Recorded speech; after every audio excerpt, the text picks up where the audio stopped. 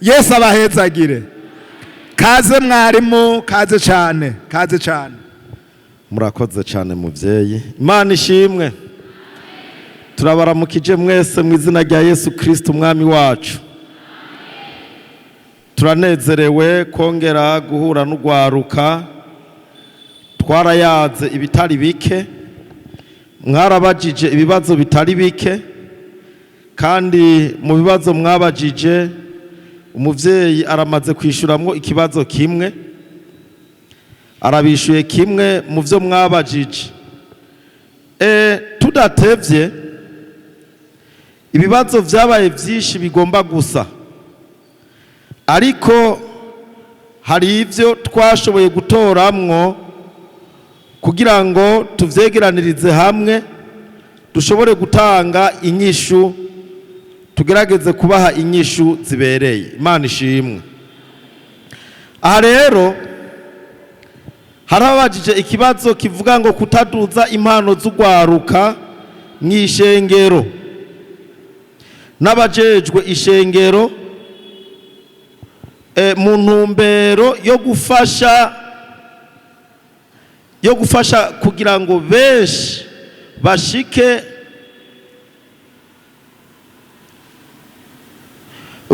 ku mbono mu byo bipfuza mu gukorera Imana biciye mu kuduza impano zabo. Mwumvise nk'iki umuvyeyi yahejeje kucishura.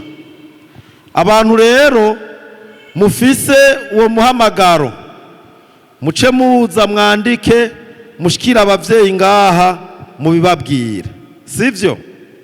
Hariho rero ibindi bibazo navyo nyene bobishura ngaha. Mwaravuze ngo akarorero ngo dufatiye ku baririmbyi, ni gute mushiraho amategeko ahanitse iyo korale cyangwa umuririmbyi ku giti ciwe ashatse gusohora indirimbo, twebwe nk'ugwaruka turipfuza ko ubutumwa tuvuga burengana mu mpome zine z'ishengero. Nico naco nyene murumva kiri muri wa mugwi abantu mwese mufise umuhamagaro muze.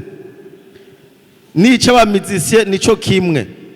Ngaha mwarabaje muti ngo ugwaruka turafise ubukene bw'inyigisho z'akanovera k'iterambere ry'ishengero. Ubu bukene rero niyo mpamvu ibi vyigwa vyagiyeho, niyo mpamvu twabigishije kugira ihishurirwa. Turabigisha kuba umuntu w'umwizigirwa, kuko nawe wogira ihishurirwa ukagira imbono utabaye umwizigirwa, ngube umwizigirwa ubwa mbere kuri wewe ubwawe, ube umwizigirwa ku mubiri wawe, ube umwizigirwa mu vyumviro vyawe, ube umwizigirwa mw'ishengero, ube umwizigirwa mu muryango, ube umwizigirwa mu gihugu. Utabaye umwizigirwa ivyo ntibikunda.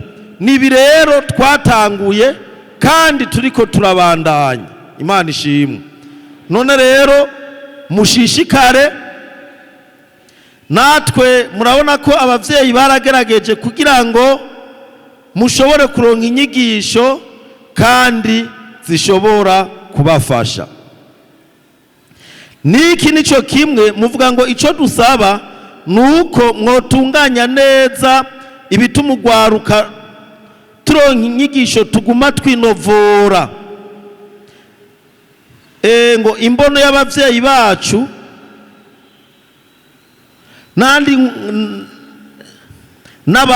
n'abandi bantu bodufata mu mugongo atari mwebwe, nta bandi bantu bodufata mu mugongo atari mwebwe mushinzwe ayo mabanga.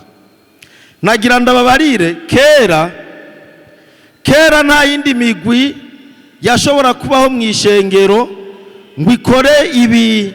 Usanga hari umugwi ugasanga witeza imbere mu kintu kanaka, ivyo kera ntivyabaho.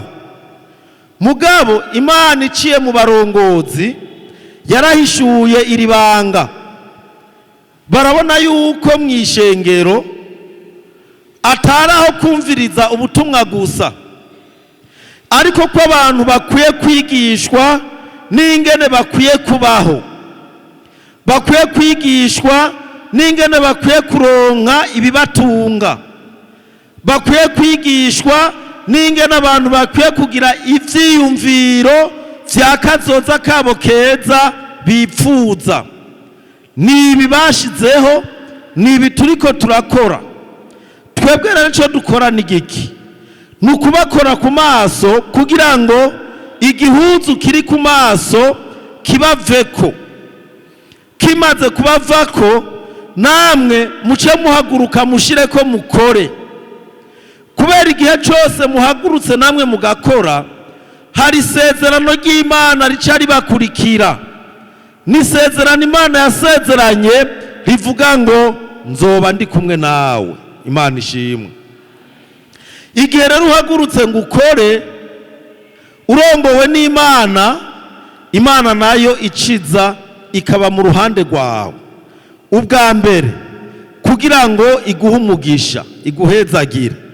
Ubwa kabiri igufata ukuboko, igusimbishe imitego y'abansi, kuko no muri ivyo uzohura n'imitego, ariko Imana ibihari kugira ngo igufate ukuboko ikurenganishe imitego. Imana ishimwe. Hari ikindi kibazo mwabajije cerekeye ku bakozi b'Imana, mwavuze ngo habuze iki kugira ishengero rimenye canke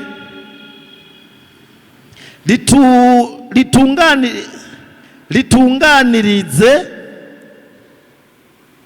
ko hariho imigwi y'ugwaruka idashaka gukora kugira ngo yiteze imbere, ariko ishaka gushigikirwa n'ishengero.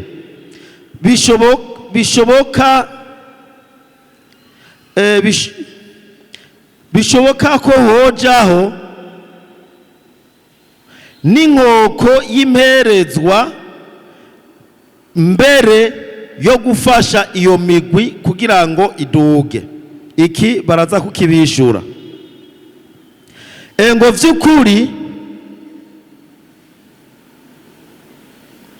nk'abatujejwe ni ivyahe bintu mugiye gukora kugira ngo tuve mu myidogo ya buri bihe? Nico murumva baracishura.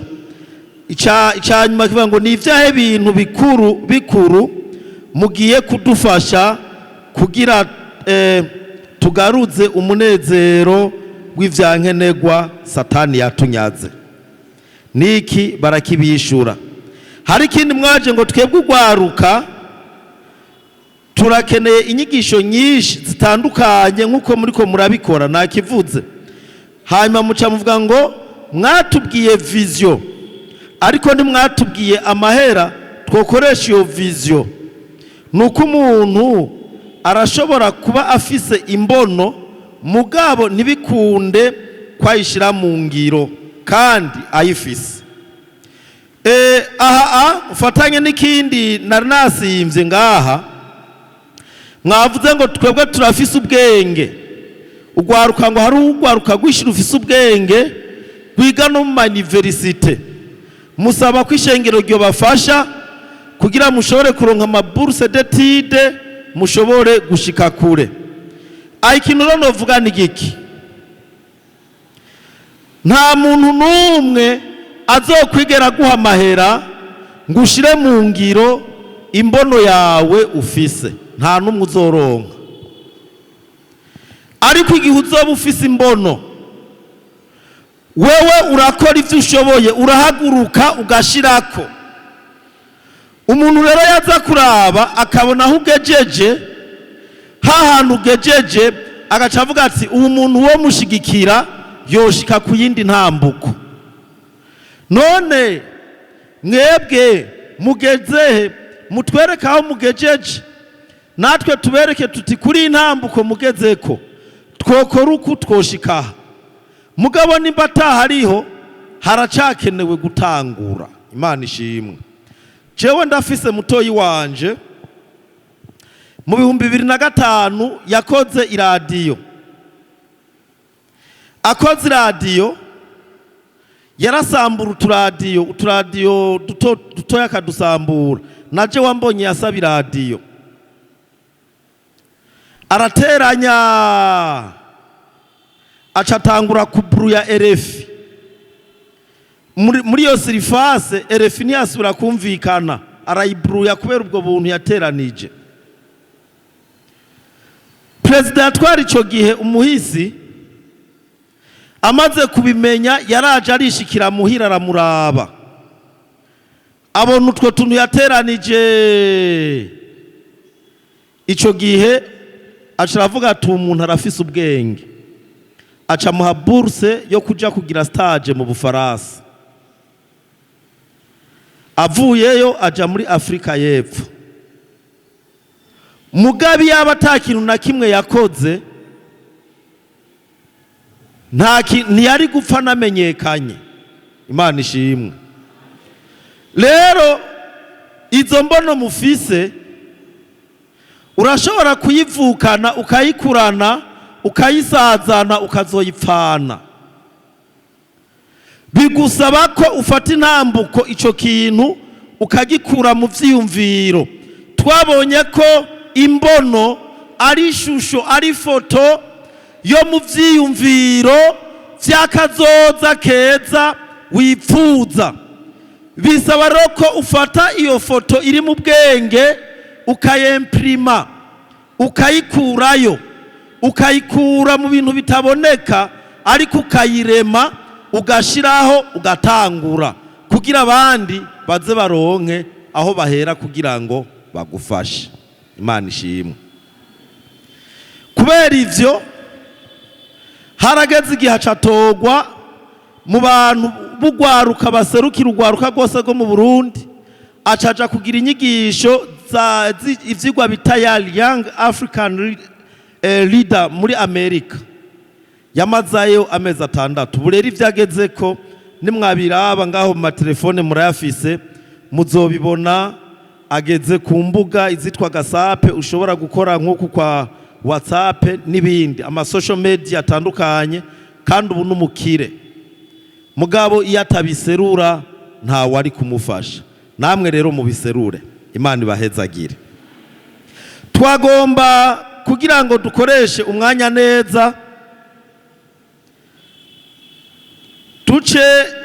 twarabonye ivyigwa vyiyerekwa, twarabonye kuba umwizigirwa, twumvise n'amajambo y'Imana ingene abakristo bagomba kumera. Muri uku kurangiza twagomba dusangire ijambo ry'Imana, intumbero litubwira kurangiza neza. Imana ishimwe.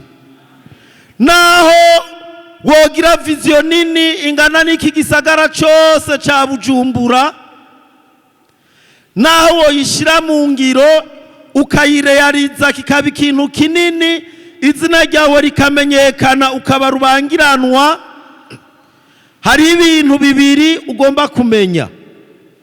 Icambere ko wavutse ukaburiho, kumerewe neza kuri kurakora ivyo bintu vyose, numenye kuriho kandi kuzopfa. Imana ishimwe. Ubimenye kandi umenye ko inyuma y'ubu buzima niba butakiriho, uzorenguka imbere y'Imana utange raporo y'ivyo wakoze, ari bibi canke ari vyiza. Uzoshika imbere y'Imana utange raporo y'ivyo wakoze. Kubw'ivyo rero mu vyo dukora, uko tubayeho, uko tugenda, ugomba kumenya neza ko nutagira iherezo ryiza, ivyo uzoba warakoze vyose nta kintu na kimwe kizokwibukwa. Imana yacu nihabwa icubahiro.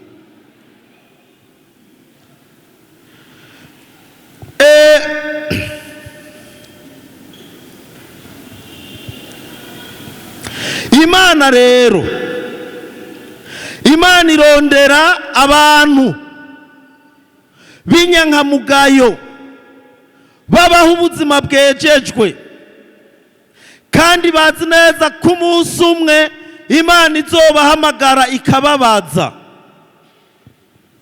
Imana izokubaza ingene watwaye umubiri wawe ubwawe, ingene warongoye ibigumbagumba vyawe, ingene ivyumviro vyawe wabikoresheje, ingene wabaye umwizigirwa kuri wewe.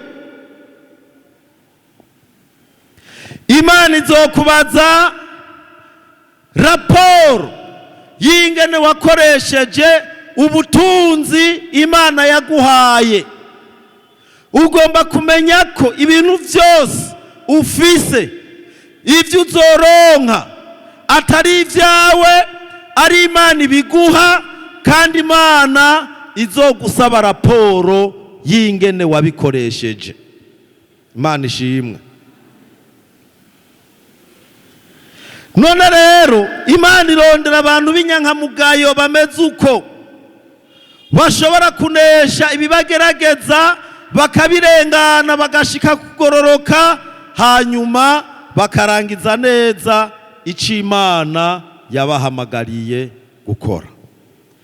Twese ngaha turafise ico Imana yaduhamagariye. Si mwese Imana yahamagaye ngo muzobe abakozi b'Imana, bavuga butumwa n'abapastori, ariko kandi muri mwebwe barimwo. Hari ab'Imana yahamagaye kuzoba abaganga, hari abo yahamagaye kuba abasirikare, hari abo yahamagaye kuba abapolisi, hari ab'Imana yahamagaye kuba abacamanza. Aho mwese murimwo, ariko kandi umuntu wese azotanga raporo imbere y'Imana. Imana ishimwe. Mu mwaka w'1968 habaye inkino zo gusiganwa mu gihugu bita Mexico, ni muri Amerika y'Epfo hariya. Muri izo nkino hariho umunonotsi w'umutanzania yitwa John Stephen Akwari. Yiruka ibirometero vyinshi, ico bita marato, ariko yiruka ibirometero 42 ngo haza ikintu kimeze nk'ikizunguzungu kiramufata, yikubita hasi aravunika, igufa riraturika. Abantu bari bajejwe inkino baca baraza baramushira kwibande, baramufuka, baramugirira sekuru. Bahejeje kumugirira sekuru, uwa mbere nawe ashitse kuri arrive, barabaha imidare, barabashimira.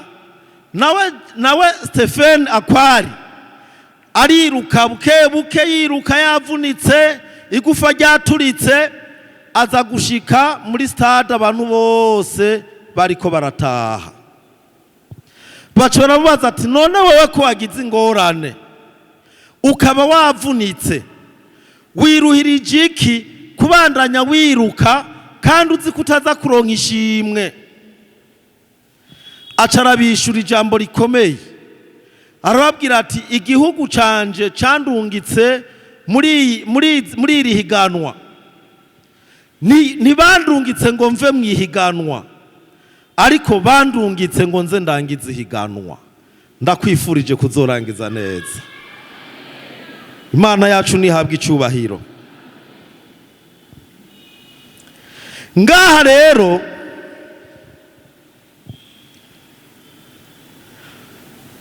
turasoma, nsabe mwarimu Placide abe hafi kugira ngo dufashanye. Nari kubabwira mukaza murasoma, mugabo umwanya watujanye. Ivyakozwe n'intumwa 9:20 gushika ku murongo wa 22.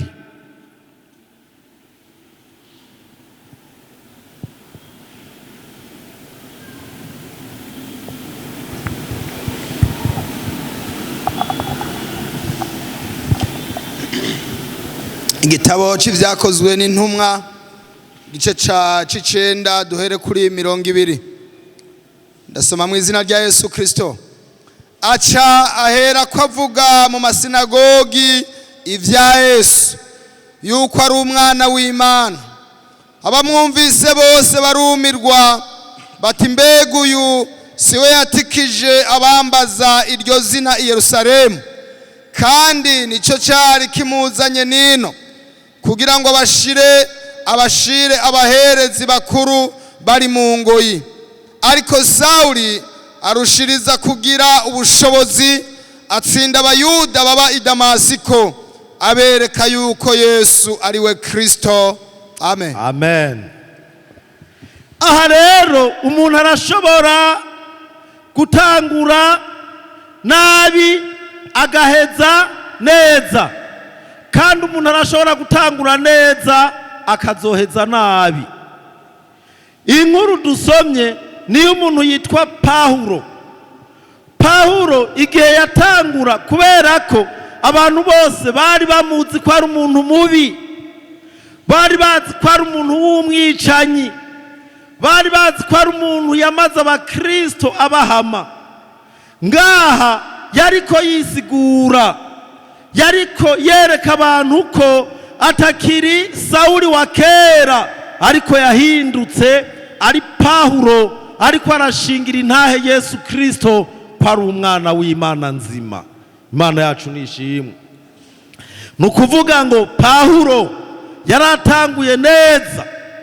Umuntu itangura ryiwe riharugwa cagihe wihana, cagihe wabatizwa ugahinduka umwana w'Imana, warutanguye, warugize depart. Aha rero tubona ingene yatanguye neza, turaza kubona n'ingene yasozereye igikorwa Imana yamuhamagariye.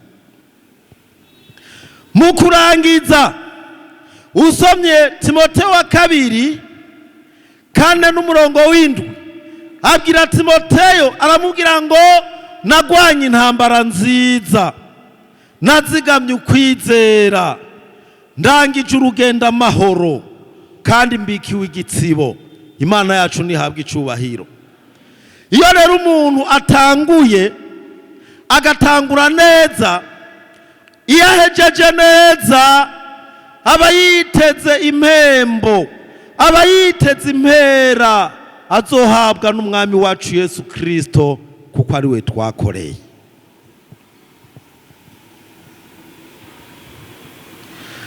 Ngaha turabona uwundi muntu yitwa Salomo. Dusomera Abami ba mbere 3:3 mwarimu. Abami ba mbere 3:3.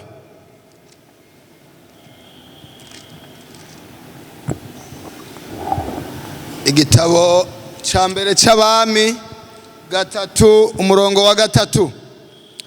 Kandi Salomo yakunda Uhoraho, akagendera mu mabwirizwa ya se Dawidi. Mugabo yatangira ibimazi ku mpinga z'imisozi, akahosereza imibavu. Imana guhezagire. Amen. Tumvise ko Salomo igihe yatangura yagendera muki, yagendera mu nzira se wiwe Dawidi yari yaraciye, yari inzira yo kubaha Imana, kuko no mu byo yamuraze yamubwiye ngo uzokorera Imana yaso. Haleluya. Agitangura Salomo yatanguye neza, agitangura yarubaha Imana, agitangura yagendera mu nzira se wiwe yaciyemwo, agitangura byari ibintu bimeze neza. Subira dusomera Abami ba mbere 11:4-6. Igice ca 11 4 duhere kuri 4 gushika kuri 6. Kuko amaze gusaza abagore biwe baciye bakwegera umutima wiwe ku zindi mana. amaze gusaza, Salomo amaze gusaza, yavuye mu nzira z'Imana, yaretse gukora ivy'Imana yamuhamagariye, yarongoye abagore barenga 600, arongora agira inshoreke zirenga 400, abagore barenga 1000, ari umuntu umwe, baca bamukwegera gusenga ibigirwamana. nuko umutima wiwe ntiwaba ugitunganira uhoraho Imana yiwe. Umutima wiwe ucurononekara, ntiwaba ukira umutima utunganiye Imana nk'uwase Dawidi. Kuko Salomo yakurikiye Ashitaroti, imanakazi y'Abasidoni, na Milikomu, ca kizira c'ubuyobe c'Abamoni. Uko niko Salomo yakoze ivy'Uhoraho abona ko ari bibi, ntiyayoboka Uhoraho rwose nka se Dawidi. Imana idufashe. Yatanguye neza, mugabo arangiza nabi. Mwumva hari ingero yiteze? Imana idufashe. Imana rero ninezerererwa ko abantu batangura neza bakarangiza nabi, ariko hariho ukuri kugoye gutahura, ukuri kugoye kumenya. Ndakubabarira, mu bantu 100 batanguye neza, 70% ntibashika. Ibi ni biharuro by'ubushakashatsi abantu bize. Murazi ikintu bita principe ya Pareto. Pareto avuga yuko iyo abantu 100 batanguye 70 ntibashika. Aha angomba mwiyumvire, umuntu wese yumve ico gusengera. Mwishengero uravye ingene twama tubatiza 2 mu mwaka, ahantu ntituba dufise iyo tubashira. None ikibazo bajahe? Turabe abantu babatijwe ku rubatizo ruheruka, urwaruka rw'abatijwe ruheruka kubatizwa. Haguruka turabe, haguruka turabe bamwe duheruka kubatiza. 2, 3, 4, 5. None abandi bari ko abarongozi bahamagaye urwaruka, abandi bari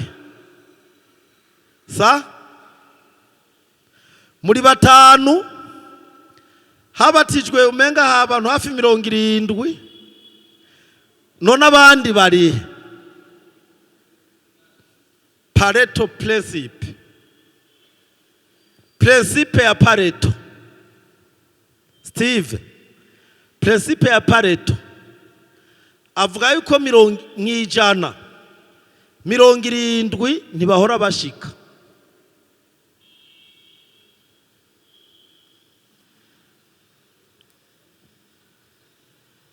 Turabe ibintu rero bituma abantu badashika, abantu batabandanya ngo bashike. Dusomere mwarimu Timoteyo wa 2:4 Chete Paulo yandikiye Timoteyo ca 2 4:10. Soma mu izina rya Yesu Kristo. Dema yarantaye, Dema yarantaye, kuko akunze iyi si ya none, kuko akunze iyi si ya none, yigira i Tesalonike. Keresikenti yagiye i Galatiya, Tito yagiye i Dalmatiya. Imana idufashe. Hariho ibintu bituma abantu badashika. Ubu ni Pawulo, igihe yahaguruka agiye kuvuga ubutumwa, umuntu yitwa Dema barahagurukanye barajana, ariko bageze mu nzira yumvise amafaranga yumvise ubutunzi aramubwira ati mutama tuzosubira genda ubandanye uvuge jewe ndagiye kurondera. Ivy'Imana arabiheba asubira inyuma. Imana idutabare. Abifilipi 3:19 twaravuganye muze murazana utuntu kugira mwandike, sinzi ko muri ko murandika ibi bintu vyobafasha. Abifilipi 3:19 iherezo ryabo nuguhona. Iherezo ryabo bantu batimana, iherezo ryabo bantu biyonjorora bagasubira inyuma nuguhona. Imana yabo ninda. Imana yabo ninda. Biratana ibiteye isoni vyabo. Biratana ibiteye isoni vyabo. Ivyisi nivyo bababaye. Ivyisi nivyo bababaye. Ngaha bavuze ngo ivyisi nivyo bahahamiye. Mana idufashe. Harakaririmbo kera twaratirimba kavuga ngo bimazi kikunguka vyose muri Yesu kabura ubugingo.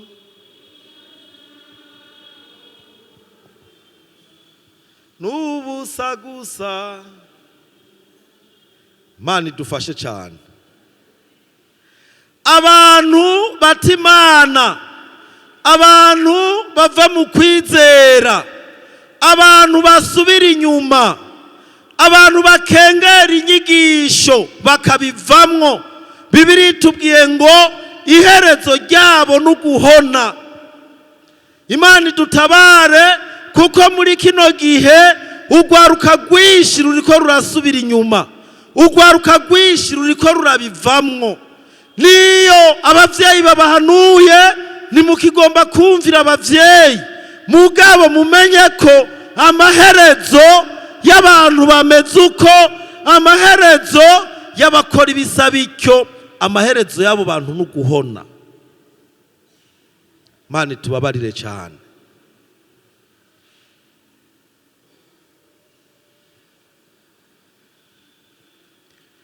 None rero hari icyo mukwiye kumenya.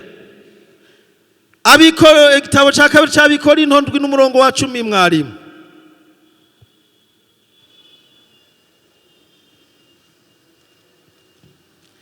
Igitabo cya kabiri cy'Abikora 7:10. Ndasoma mu izina rya Yesu Kristo. Umubabaro wo mu buryo bw'Imana utera ukwihangana kuticuzwa. Umubabaro, iyo umuntu agize umubabaro wo mu buryo bw'Imana, uwo mubabaro utera ukwihana kuticuzwa. Kuzana agakiza. Kuzana agakiza. Ariko umubabaro wo mu buryo bw'isi utera urupfu. Utera urupfu. Igihe umuntu agize umubabaro rero w'intege nke arimwo, iyo umuntu agize umubabaro w'ivyamutsinze, iyo umuntu agize umubabaro w'ukuntu ariko araneshwa, uwo mubabaro uramusunika ukamutera kwihana, ukwihana nako kukamuzanira agakiza. Ariko iyo umuntu agize umubabaro wo mu buryo bw'isi, Pawulo avuga ngo uwo mubabaro utera urupfu. Kubaha rero uhoraho nibwo bwenge, niko Salomo yavuze mu Migani 1:7. Ikintu gituma tuba abanyabwenge, ikintu gituma dushobora kugenda tugashika aho tuzorangiza neza, bidusaba kubaha uhoraho. Kubaha uhoraho bidusaba kwemera ijambo ry'Imana, ico rivuga tukagikora, ico ritubuza tukakireka. Bidusaba kumvira abakozi b'Imana, impanuro baduha tukazigenderamwo, ivyo batubujije tukabireka. Bidusaba kumvira abavyeyi batuvyaye, ivyo batwemereye tukabikora, ivyo batatwemereye tukabireka. Igihe tudakoze ivyo bituzanira urupfu, bituzanira kubora, bituzanira kubura ubugingo, tukazoja muri Gehinomu. Mana idufashe cyane. Ibintu rero nawe bironka bimwe twabigishije, vizyo yawe igakunda, umusiguzi rimwe kabiri avuga ngo nubusa gusa. Ibintu nubusa gusa. Ugira imiduga myinshi, ugira inka nyinshi, ugira amafaranga menshi, byose Bibiliya ivuga ngo nubusa gusa. Uzomanuka ikuzimu ubisige hejuru.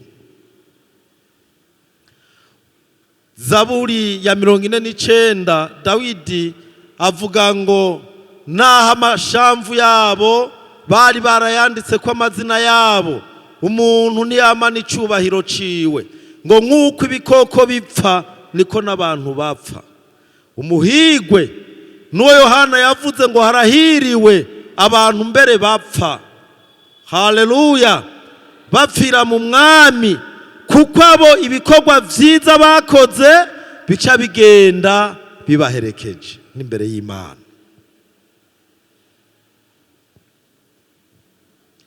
None tutakaza canke duta ubunyankamugayo bwacu gute? Tutakaza kuba bizigirwa mu gikorwa c'Imana gute? Tutakaza kuba bizigirwa ku bugingo bwacu gute? Tutakaza kuba bizigirwa mu miryango yacu gute? Tubutakaza intambuko imwe ku yindi, tugenda turanyerera intambuko ku yindi. Uko ugenda uvamwo niko ugenda usubira inyuma, uko ugenda uheba kimwe niko ugenda utakaza, ukagenda wuma gushika aho uzorangiza nabi.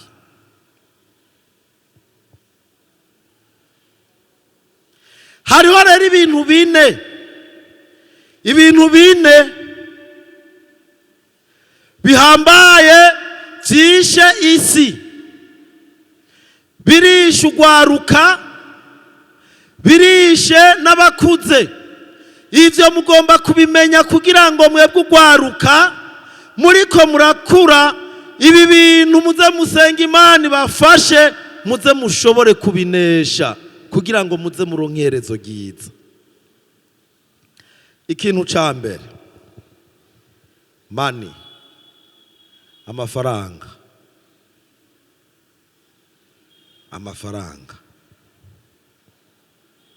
Amafaranga arishe. Bibiliya ivuga ko inkunzi y'amafaranga idashobora kuzobona ubwami bw'Imana. Yemwe mw'abakobwa, mwirinde amafaranga, ntimube inkunzi z'amafaranga. Mana ibatabare amafaranga. Muvuge amen.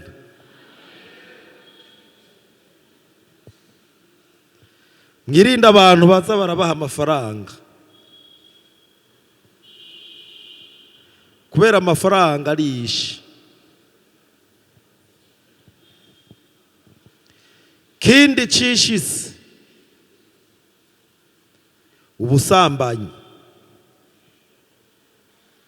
Abantu barakora ubusambanyi muri iki gihe, kandi ugwaruka, kandi bakaririmba, kandi ntibihane.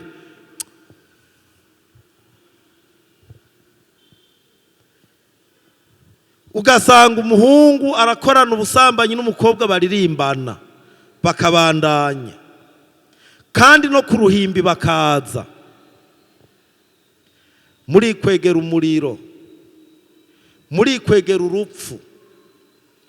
Pawulo yavuze ngo abantu bakora ibimeze bityo bakengera umubiri wa Yesu benshi barapfuye, abandi bagwaye indwara zidakira. Muvyirinde.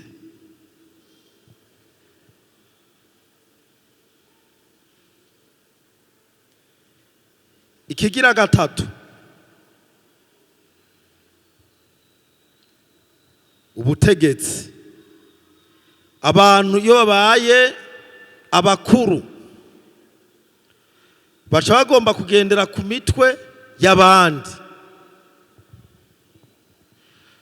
Mugabo hajya Imana iguhaye kuba umukuru, kuba ari ukugira ngo ugirire neza abatoyi, kuba ari ukugira ngo ubafashe, urenganure abarenganwa, urenganure imfuvyi, urenganure abahahazwa, urenganure abapfakazi, uca imanza zibereye, ugirire neza abagorwa.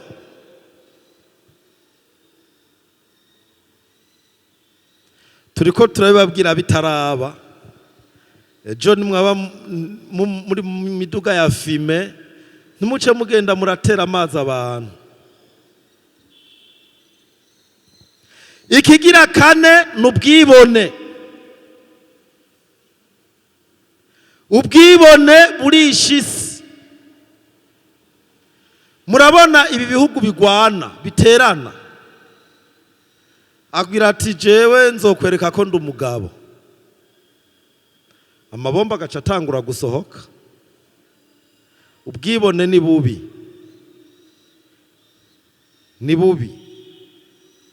Abiga ivyigwa vya filozofi murazi ikintu bita lomwa, ni ikintu kiba mu muntu wese arafise muri we ico bita lomwa. Jewe ngaya, jewe uranzi, jewe mwene naka.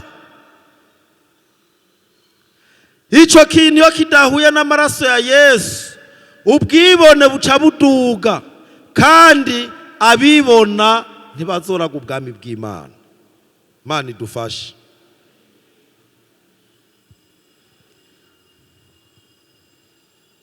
Hariho rero n'ibindi bishika bine umuntu yovuga ko bimeze nka kanseri iri mu muntu, iguma igenda irya umuntu, ugasanga umuntu agendera ahetse umunywera, ageze ahantu ho gutemba gusa. Umuntu ageze aho ubugingo bwiwe butembera muri Gehinomu, kandi yarasenze Imana, yarakoreye Imana. Dusomera ubutumwa bwiza bwa Yesu Kristo ko bwanditswe na Mariko 4:18. Mariko 4, dusome kuri uyu murongo wa 18. Ndasoma mu izina rya Yesu Kristo. Abandi nibo babibwe mu mahwa. Abandi soma neza mwari. Ubutumwa bwiza 4:13. Ubutumwa bwiza bwa Yesu Kristo ko bwanditswe na Mariko 13 kugeza ku murongo wa 19. Ndasoma mu izina rya Yesu Kristo. Kandi arababaza ati ntimuzi uwo mugani? None imigani yose muzoyitahura mute? Umubivyi abiba ijambo ry'Imana, abiruhande y'inzira aho iryo jambo ribibwa. Iyo bahejeje kumva, Satani aca aza uwo mwanya akabakuramwo iryo jambo ryabibwe muri bo. Naba nuko nibo babibwe ku rutare. Iyo bumvise iryo jambo baca baryakirana umunezero, ntibagire imizi muri bo, ariko bahagarara umwanya muto.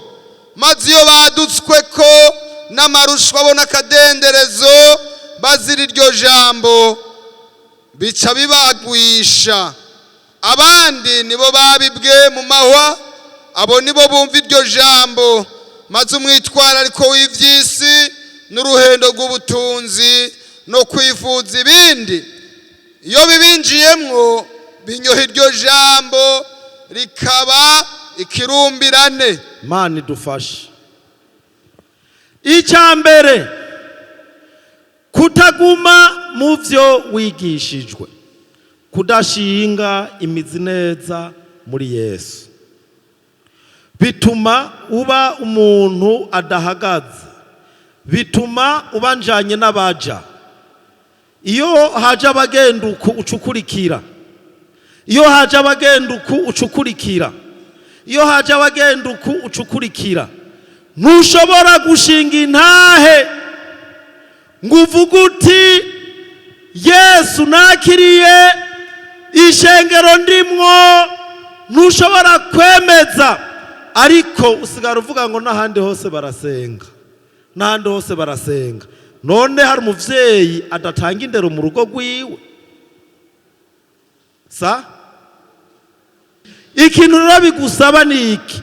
Bidusaba gushingwa neza, kubera ko aba bantu Yesu yariko aravuga n'abantu bumvise ijambo ry'Imana, mugabo kubera batari bashinzwe neza muri Yesu, ijambo bumvise ntaco ryabamariye, zica ziruma, barangije nabi, ntibashoboye kurangiza neza.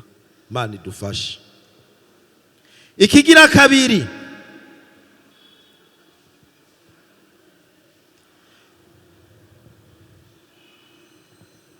umusiguzi 1:9 avuga yuko icyahozeho arico kizokwamaho, kandi cyakozwe n'ubundi nico kizokogwa. Nta kintu gishasha na kimwe muzoronka hariya mugiye, nta bindi bintu muzokurayo, nta ivyo muzosangayo, nta kintu gishasha muzokurayo. Reka ndababwire, ngira ngo mwese mu mazimisi mwumva umuntu avuga yuko uno musi tariki 20 ata muntu n'umwe azopfa. Sivyo? Sivyo? Ntimwamwumvise? None nta bantu mwumvise bapfuye? None ubwo butumwa hari ubwo murigera mwigishwa ngaha? Ariko uno musaro n'ubu wogenda hari harabo wosangayo ngo bagiye kuronka unabi. Mugume mu vyo mwigishijwe, mugume mu kwizera, niho muzogira ubugingo. Imana ishimwe. Abami ba mbere 11, abami ba mbere igice ca 11 kane gushika ku murongo wa 6. Igitabo ca mbere c'abami 11 duhere kuri 4.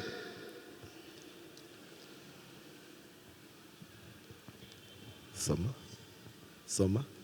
Kuko amaze gusaza, abagore we baciye bamwe bakwegera umutima wiwe kuzindi mana.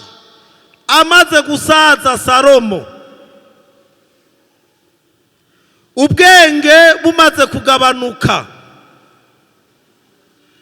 kubera yari yakweza abagore bagaca bamukwegera mu gusenga ibigirwamana, vyatumye acarangiza nabi. Twari twabibonye naho nagomba kusomera.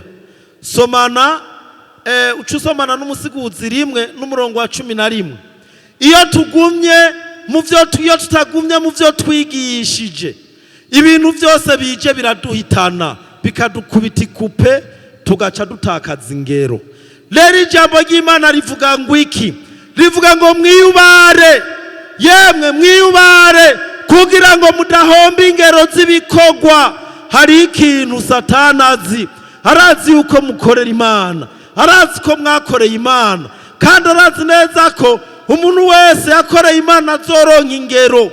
Ariko yamagwana uko bukeye uko bwije kugira ngo muhombe ingero. Jambo ry'Imana rero rivuze ngo mwiyubare kugira ngo mudahomba ingero. Musiguzi Umusiguzi rimwe dusome ku 11. Ivy'ibihe vyahise ntibicibukwa, kandi ivy'ibihe bizoza ntibizoba bicibukwa n'abazobikurikira. Imana ishimwe. Ivy'ibihe vyaheze ntibicibukwa. Ivyo mwakoze mutaramenya Imana ntizobibabaza, mwaravyihanye. Ariko tusiganirwe rero ibiri imbere, kubera ko tuzoja mu rubanza. Dukwiye gushishikara dukora ivyo kugororoka kugira ngo tuze turangize urugendo rwacu amahoro. Imana yacu nishimwe. Ni igihe rero cyo gufata ingingo, ni igihe cyo kuraba ukamenya ko Imana itagushizeho kugira ngo ntuzoshike kumwe twabona kakarorero ka wa Mutanzania yavuze ati igihugu canje nicandungitse ngo nzove mwihiganwa, ariko igihugu canje candungitse ngo nze ndangize ihiganwa. Haleluya.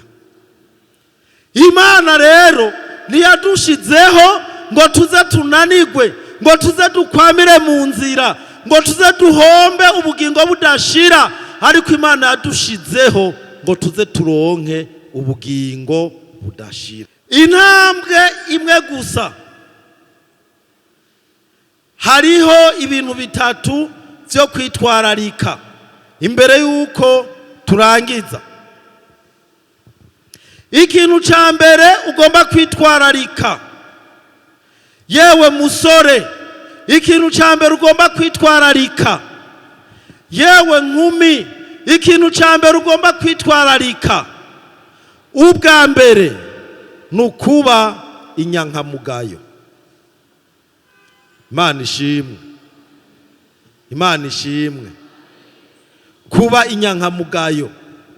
Mwabako mubi inyankamugayo. Usomye hariya mu gitabo ca Nehemiya, igihe Nehemiya yariko yubaka, baraje baramubwira bati yewe Nehemiya, turafise amakuru, wewe uricwa kandi abakwica babiteguye neza. Baramubwira bati rero ico twoguhanura nuve ngaha uhunge, ugenda uhungire hariya ku rushengero. Bari bateguye yuko niyavaho ngo ahunge baca bamutegera bakamwica. Nehemiya acaragira ati umuntu nkanje notinya.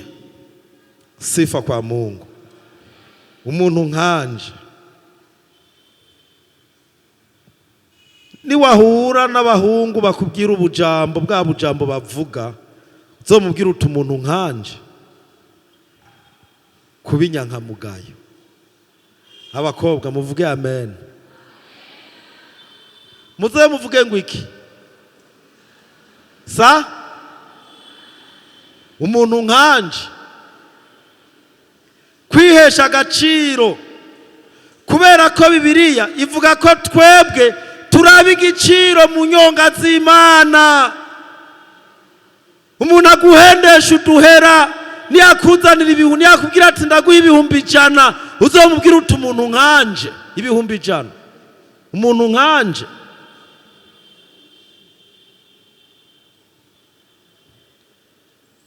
Kwihesha agaciro, ukaba umuntu w'inyankamugayo, umuntu yiyemera. Ikindi ukwiye kumenya, umaze kuba inyankamugayo, umenye ko ivyo ukora vyose uzobibazwa imbere y'Imana, ari bibi canke ari vyiza, uzotanga raporo imbere y'Imana. Ikigira gatatu, ukwiye kumenya intumbero.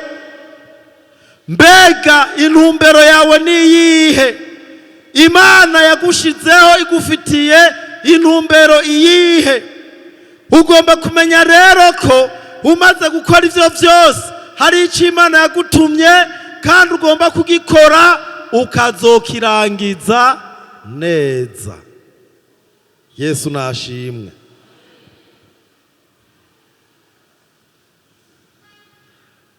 Umaze rero gukora ivyo vyose,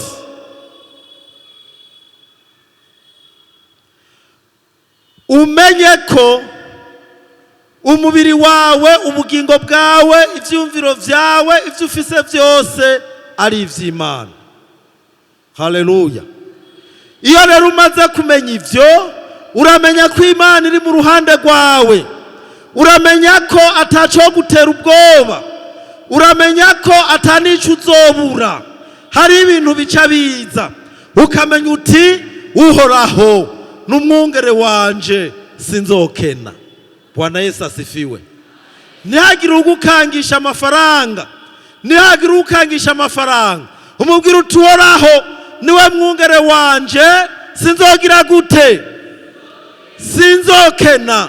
Kuko isi n'ibiyuzuye ko vyose ni ivy'Imana, amafeza n'amazahabu n'ay'Imana. None yo bikwima gute kandi uri umwana wayo? Niwarangiza vyose ivyakozwe n'intumwa 20:24 duce turangiza dusenga Imana. Kaze mwarimu. Igitabo cy'ibyakozwe n'intumwa 20, dusome kuri 24.